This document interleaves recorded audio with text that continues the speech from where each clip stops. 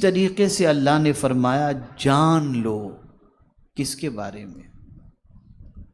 اس دنیا کے بارے میں، کہ یہ دنیا کیا ہے۔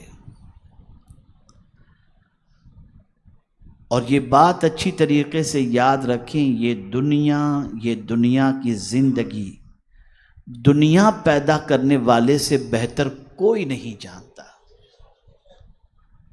جس نے جو چیز بنائی ہے اور جو چیز اس کے اندر رکھی ہے اور جو اس کی اہمیت ہے، بنانے والا ہی اس کے بارے میں سب سے زیادہ جانتا ہے۔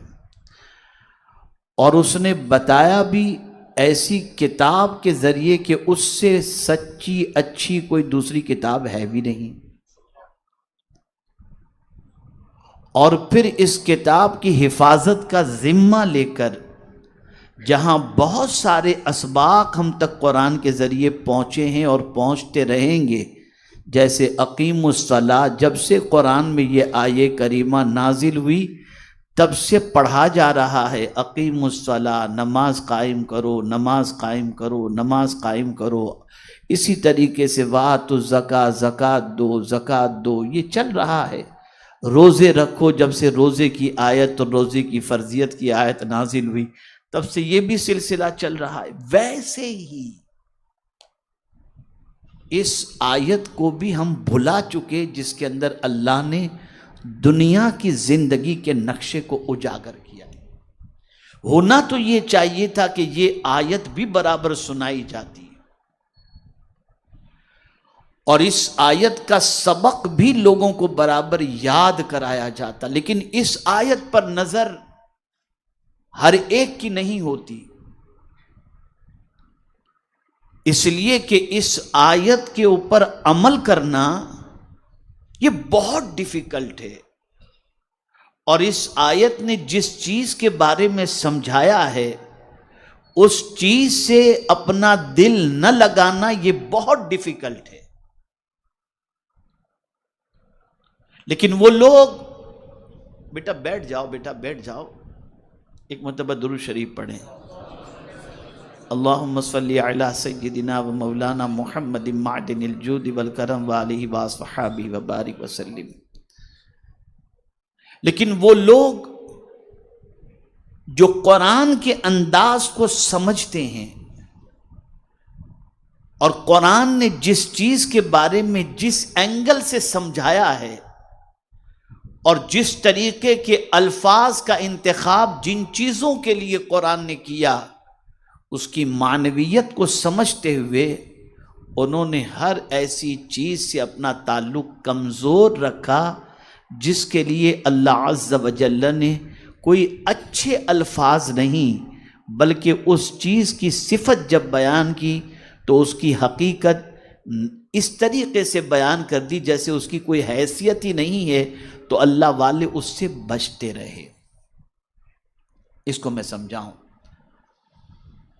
یہ دنیا کی زندگی کے حوالے سے قرآن نے 2 لفظ استعمال فرمائے، 2 لفظ آئے قرآن میں، اور انہی 2 الفاظ کا استعمال جہاں جہاں دنیا کا ذکر ہے وہاں کئی مقامات پر انہی 2 الفاظ کا ذکر ہے، پہلے کوئی، پہلے لفظ یا پہلے لعب، لیکن یہ 2 الفاظ کا استعمال قرآن میں آیا۔ فرمایا اعلموا، جان لو، اے بہت سارے علم حاصل کرنے والوں، ذرا دنیا کی زندگی کا بھی علم حاصل کرو کہ یہ دنیا کی زندگی ہے کیا۔ تو قرآن کہتا ہے لعب و لہو، اور حصر کے ساتھ کہا گیا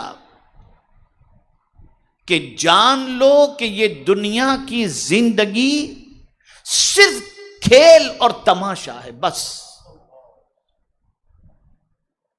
2 الفاظ، لعب و لہو، کھیل اور تماشا۔ اللہ نے ان 2 الفاظ کے ذریعے اس پوری دنیا کی زندگی کا نقشہ کھینچ دیا۔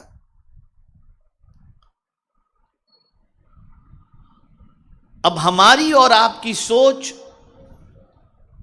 اس دنیا کی زندگی سے متعلق یہ بن گئی کہ ہم یہی کھیل کود والی اور تماشے والی زندگی سے اتنی محبت کرنے لگ گئے، اتنی محبت کرنے لگ گئے کہ ہم یہ بھول گئے کہ یہ اصل زندگی ہے ہی نہیں۔ اصل زندگی تو مرنے کے بعد کی ہے، لیکن یہ ہماری نظروں سے اوجھل ہو گئی۔ اور جن لوگوں کی نظر اصل زندگی کی طرف ہوتی ہے، یعنی آخرت کی طرف، وہ اس دنیا میں ہمیشہ رہتے ہوئے اسی دنیا کی تیاری میں لگے رہتے ہیں، اسی زندگی کی تیاری میں لگے رہتے ہیں جہاں پر ہمیشہ رہنا ہے۔ اب اس کو میں تھوڑا سا سمجھاؤں تو آپ سمجھ سکتے ہیں۔ لعب اور لہو، کھیل اور تماشا۔ آپ نے دیکھا ہوگا کھیل پرماننٹ نہیں چلتا، کھیل کا ایک وقت ہوتا ہے۔ مثال کے طور پر انڈیا پاکستان کا میچ ہو رہا ہے، اب یہ کھیل کا وقت ہے، اتنے بجے کھیل شروع ہوگا، اتنے بجے کھیل ختم، ٹھیک ہے نا؟ اب ہوتا کیا ہے، بہت سارے لوگ جو اسٹیڈیم میں جا کر کے کھیل دیکھتے ہیں، وہ پیسہ خرچ کرتے ہیں، سب کچھ کرتے ہیں، ٹائم اسپینڈ کرتے ہیں اور جا کر کے بیٹھ جاتے ہیں، کھیل دیکھتے ہیں۔ کھیل ختم ہوا، کھیلنے والے بھی چلے گئے، دیکھنے والے بھی چلے گئے۔ اب وہی میدان جو تھوڑی دیر پہلے بھرا بھرا نظر آتا تھا، اسٹیڈیم جو بھرا بھرا نظر آتا تھا، کھیل کے ختم ہوتے ہی ویران ہو گیا۔ اب کوے اڑ رہے ہیں، وہاں کوئی نظر نہیں آ رہا۔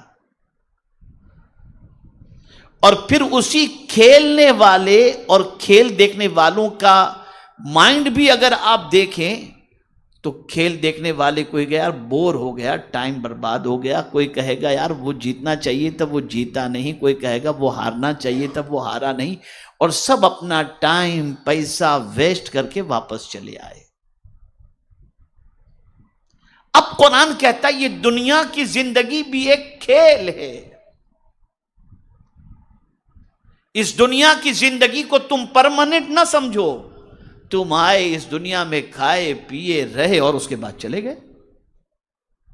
بڑی پیاری بات کل ہی کی میں آپ کو بتاؤں، میں اپنے استاد گرامی کے پاس بیٹھا ہوا تھا اور اتفاق سے انہوں نے پوچھا کہ بھئی آپ کے ساتھی کیسے ہیں؟ میں نے کہا حضرت یہاں والے ساتھی خیریت سے ہیں، سمدھی ہمارے، لیکن امریکہ میں جو ہمارے سمدھی تھے ان کا بھی گزشتہ اتوار کو انتقال ہوا۔ تو اب جملہ سنیے اور یاد رکھیے۔ انہوں نے فرمایا مولانا جب تک یہ دنیا ہے یہاں جانے کا بھی سلسلہ جاری رہے گا اور آنے کا سلسلہ بھی جاری رہے گا، روز کچھ آئیں گے اور کچھ جائیں گے، یہاں کوئی پرماننٹ رہنے آیا ہی نہیں ہے، کوئی نہیں آیا۔ آدمی سب کچھ سجاتا ہے چھوڑ کے چلا جاتا ہے، کچھ لے کے نہیں جاتا۔